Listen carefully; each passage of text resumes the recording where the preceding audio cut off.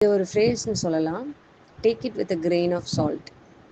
Take it with a grain of சால்ட்னா, ஒரு விஷயத்த வந்து முழுமையாக நம்பாமல் சந்தேகத்தோட எடுத்துக்கிறது. சரியா? ஸோ அந்த மாதிரி விஷயங்களை வந்து take it with a grain of salt அப்படின்னு சொல்லுவாங்க. ஸோ எக்ஸாம்பிளுக்கு, did you hear the rumour about Ravi getting a promotion? Ayesha Ayesha சொல்கிறாங்க, நீ வந்து ரவியை பற்றி நான் அந்த கே நியூஸை கேள்விப்பட்டியா?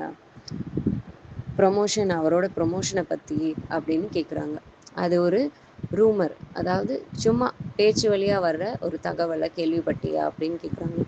Rashid, I'll take it with a grain of salt until I hear it from him. So நான் வந்து நிச்சயமாக அதை முழுமையாக நம்ப மாட்டேன். ஏன்னா பேச்சு வழியில் வந்த ஒரு கதையாக கூட இருக்கலாம். அவன் வாயால் அது வர வரைக்கும் நான் நம்ப மாட்டேன் அப்படின்னு ரஷீத் சொல்கிறாங்க.